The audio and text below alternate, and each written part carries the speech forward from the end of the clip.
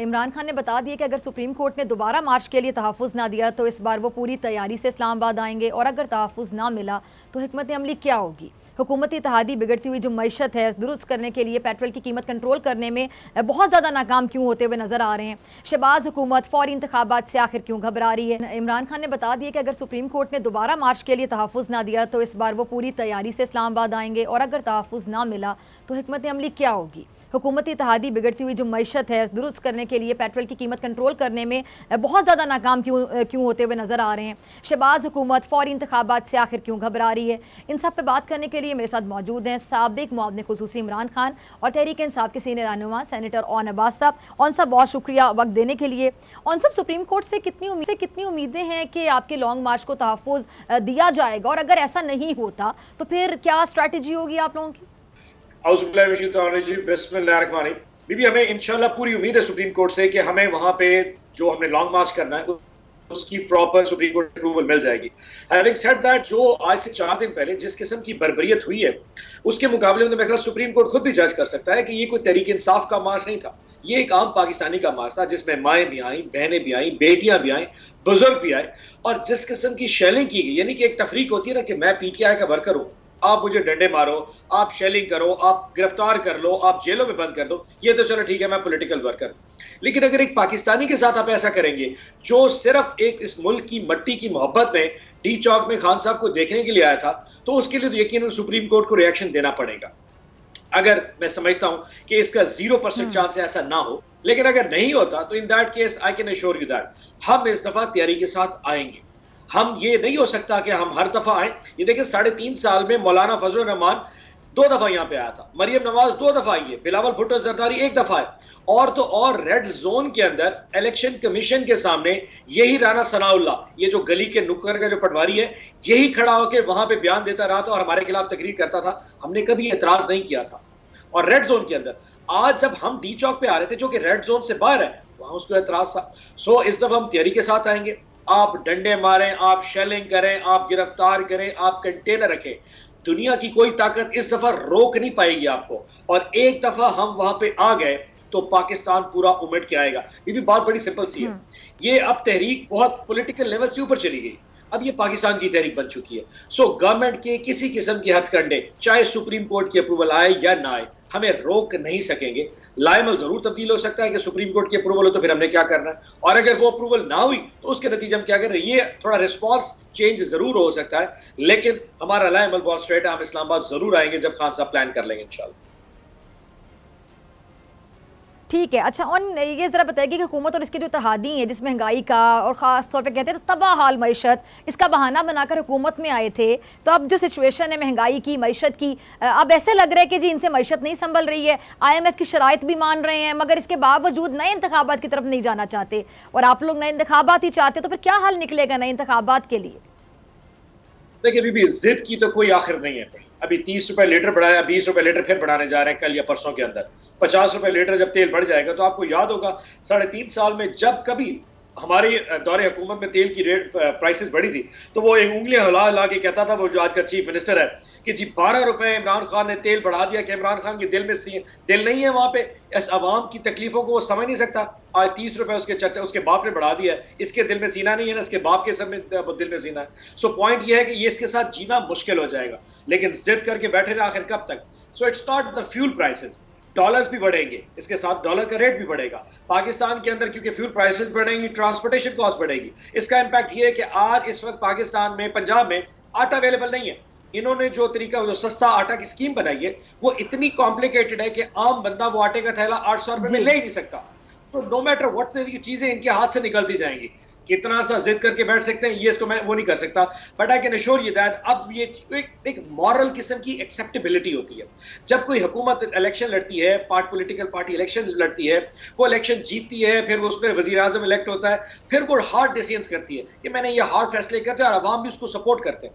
जैसे 3.5 साल में हमने हार्ड फैसले किए और पूरी अवाम हमारे साथ, कहीं पे हमसे नाराज भी, कहीं हमारी पॉपुलैरिटी के ग्राफ नीचे भी गया, लेकिन ये नहीं आया कि हम गलत फैसले कर रहे थे। पीपल न्यू इट कि हमारे पास मैंडेट है फैसले। इस हुकूमत के पास वो जो एक वो जैसे मॉरल मैंडेट होता है वो मौजूद नहीं है हार्ड फैसले करने का, और अगर करते भी हैं तो लोग हमेशा इसको क्वेश्चन करेंगे। सो बेहतर यही है कि इस कॉन्स्टिट्यूशनल क्राइसिस से बचने के लिए इलेक्शन का ऐलान करें, इस पूरी कौम को इस कैफियत से बाहर निकालें and let the people decide. Pakistan की अवाम को फैसला करने दें। अगर आप इतने मकबूल हैं और तमाम की तमाम जमातें, ये जो चूरन पूरा कट्ठा बना हुआ है, ये सारे इतने मकबूल हैं, आपस में सीट एडजस्टमेंट करें और दोबारा हुकूमत बना के आ जाए। कौन सी चीज रोक रही है? लेकिन क्योंकि इसे मुफ्त माल बना हुआ है, एक हुकूमत चलती चलती गाड़ी मिल गई है, सबको मजे आने शुरू हो गए। लेकिन हैविंग सेड दैट, पाप और एमकेएम ये दो पॉलिटिकल पार्टीज आने वाले दिनों में अपनी किस्मत का फैसला खुद करने जा रही है, क्योंकि वैसे गवर्नमेंट के साथ खुश नहीं है। किस मौके पे जाके उसको छोड़ दी ये क्या मैं डिफाइन नहीं कर सकता, पर ये वक्त बहुत करीब है।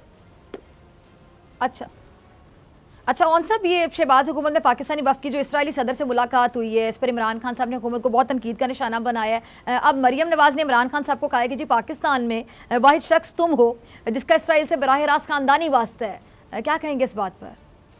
अच्छा, ये आपको शायद याद हो, आज से कोई 1 साल पहले एक किसी अपना इसराइली न्यूज़पेपर ने शायद कोई आर्टिकल छापा था, उस बेस पे पूरी अपोजिशन ने आकर जी इमरान खान साहब का इसराइल से ताल्लुक है और रीजन ये कि जुल्फी बुखारी शायद इसराइल गए, और हम उसके जुल्फी बुखारी का पासपोर्ट निकाल के आ गए, यानी कि पाकिस्तानी और ब्रिटिश पासपोर्ट दोनों दिखा दिए कि हजूर वो नहीं गया, लेकिन इन्होंने हमारी ऐसी तैसी फेर के रख दी कि नहीं इमरान खान साहब का ताल्लुक है, जुल्फी बुखारी गया था। आज तो एक फोटोज नजर आई है कि 2 अदद खवातीन जो कि उस वक्त इसराइली सदर से मिले, और इसराइली सदर ने खुद का आज से कल या परसों में डेवोस में कहा था कि मेरी मुलाकात हुई है मुसलमानों, जिसमें पाकिस्तानी वफ्द भी शामिल है। ये मेरी स्टेटमेंट नहीं है, ये इसराइल के सदर की स्टेटमेंट है कि मेरी पाकिस्तान के वफ्द से मुलाकात हुई है और मैं नॉर्मल रिलेशन करने जा रहा हूं। अब इसको डिफाइन करके देखें, इसके बारे में एक्सप्लेनेशन तो गवर्नमेंट ने देनी है।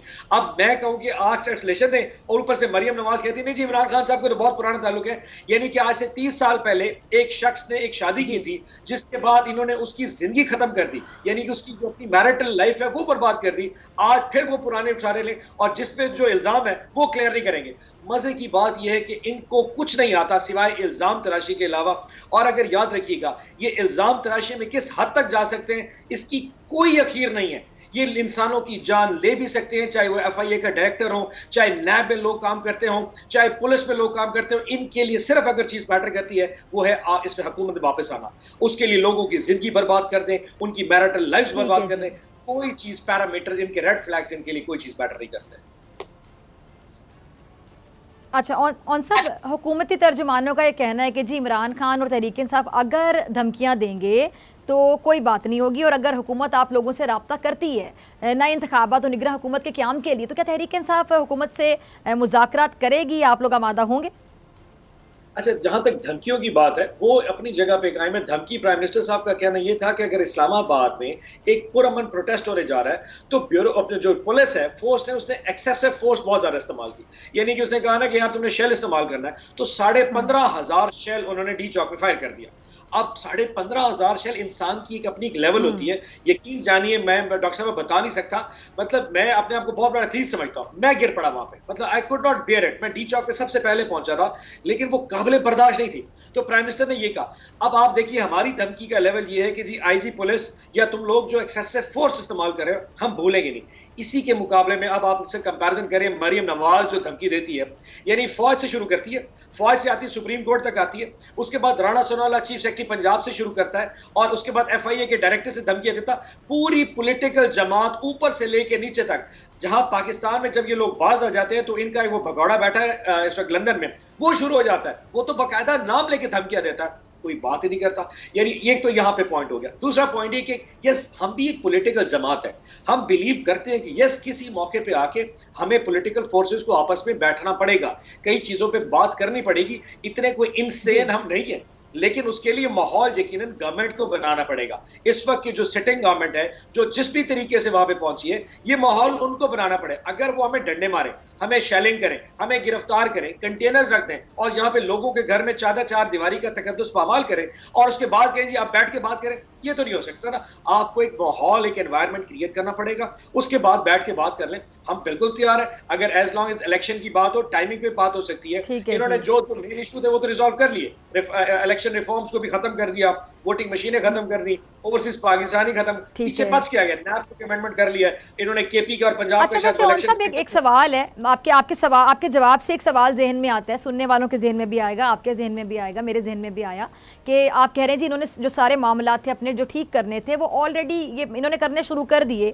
और ये जो आप लोग जब इस्लामाबाद मार्च के लिए गए थे, जब इतनी शेलिंग हुई, जो भी मामला थे, मैदान जंग बना रहा इस्लामाबाद, बल्कि बाकी शहर भी अगर देखा जाए, फिर आप लोगों ने धरने का कहा था लेकिन धरना नहीं दिया क्योंकि इमरान खान साहब ने कहा हालात कशीदा हो सकते थे, इसलिए धरना नहीं दिया, 6 दिन का अल्टीमेटम दिया। उसके बाद भी शायद प्रेशर पड़ा तो जल्दी जल्दी ये फैसले लेना शुरू कर दिए गए कि जो मामला सही करने थे इलेक्शन से पहले। अच्छा, अब जो महंगाई हो रही है, अब सुने आगे मजीद होगी, तो ये चीज़ तो नून लीग का वोट बैंक भी मुतासर करेगी ना। पीपल्स पार्टी तो शायद बैक पर रह के फायदा ले जाए, ज्यादा नून लीग फ्रंट पर है, नून लीग को नुकसान होगा, तो जल्द इंतखाबात तो इनके भी फायदे में जाते हैं। पार्टी का जो बर्डन है ना वो तो बड़ा सिंपल क्लियर है। ये तो जरदारी साहब ऐसे हैं कि साइड में बैठे गन्ने चूप रहे और सारा का सारा वजन जो है वो इस वक्त नून लीग के ऊपर जा रहा है, इसमें कुछ राय कोई नहीं।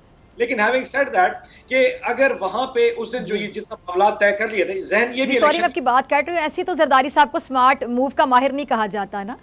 स्मार्ट मूव का माहिर, लेकिन उसका बात देखे ना उसने किस तरीके से सबको पागल बना दिया इनको, कि सारी ऑपोजिशन को इकट्ठा करके अपने बेटे को फॉरेन मिनिस्टर बना दिया और सारा जो मजा था, ये तो तकलीफ थी, जो बर्डन थी, वो नून लीग के पास आ गई। लेकिन नून लीग वाले भी बच्चे कोई नहीं है, मतलब इन्होंने भी सियासत में इसी तरह।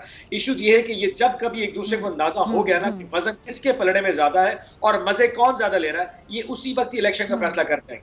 ये हो नहीं सकता कि कीमतें बढ़ने का सारा बर्डन नून लीग ले और पीपल्स पार्टी, ऐसा होने लगा। और it takes just one vote, तो जल्द इंतखाबात उनके हक में भी जाते हैं। सिर्फ एक वोट खड़ा है, वो कभी ऊपर नीचे हो गया, किसी एक इत्तेहादी की मुरादें पूरी ना हुई, उसने उठ के चला।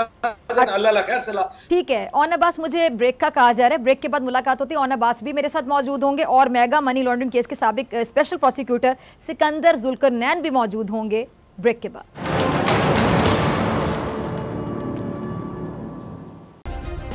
सब्सक्राइब करें और बेल दबाएं ताकि कोई खबर रह न जाए।